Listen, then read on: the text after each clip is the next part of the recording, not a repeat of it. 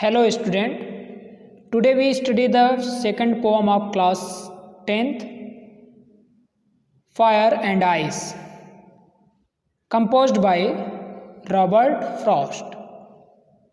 In this poem, poet described how the world will end.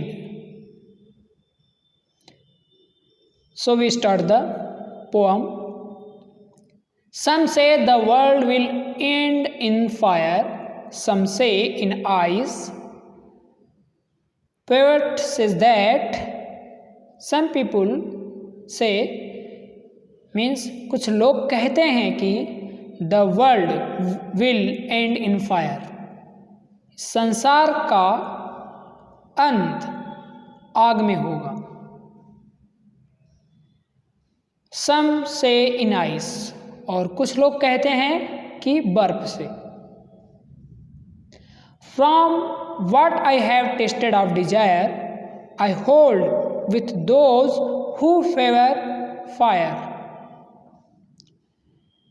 Poet कहते हैं कि मेरा विश्वास है, जहाँ तक मेरी इच्छा है, मैं उन लोगों के साथ हूँ जो आग को प्रेफर करते हैं, कि यानी इस दुनिया का अंत आग से होगा. Next stanza.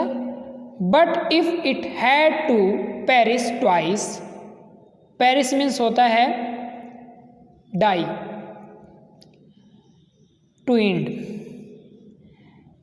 But it had to perish twice, I think I know enough of hate to say that for distraction ice is also great and would suffice. तो पोएट कहते हैं कि अगर दुनिया को दो बार खत्म होना है तो मेरा विचार है, जहाँ तक मैं जानता हूँ, इनफ के बारे में मैं पर्याप्त, हेट के बारे में मैं बहुत जानता हूँ, जहाँ तक मुझे लगता है, to say that for destruction ice is also great, बर्फ से खत्म होना भी इसके लिए पर्याप्त होगा और अच्छा होगा. एंड वुड सफिस,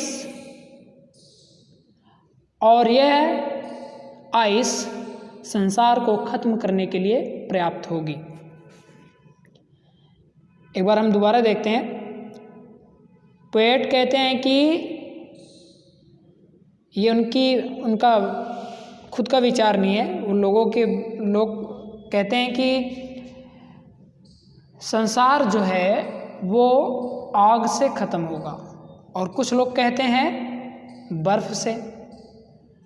लेकिन जहाँ तक मेरी इच्छा है, मैं उन लोगों के साथ हूँ जो आग को प्रेफर करते हैं कि दुनिया आग में ख़त्म होगी.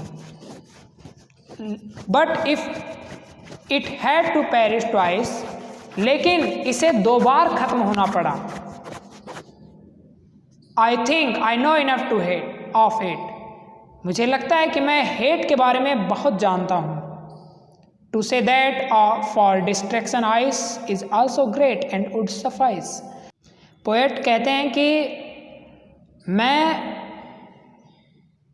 हेट के बारे में बहुत जानता हूँ और आइस से खत्म होने के लिए यह अच्छा होगा और काफ़ी रहेगा. मीन्स आइस से यानी बर्फ से दुनिया भी ख़त्म हो सकती है और यह बर्फ जो है इसको ख़त्म करने के लिए पर्याप्त रहेगा. इसकी राइमिंग देखते हैं. The rhyme scheme of the poem is A B A A C D C D C. Fire A, ice B, desire A, fire A. Second stanza, twice, C hate, D ice, C great, D suffice, C.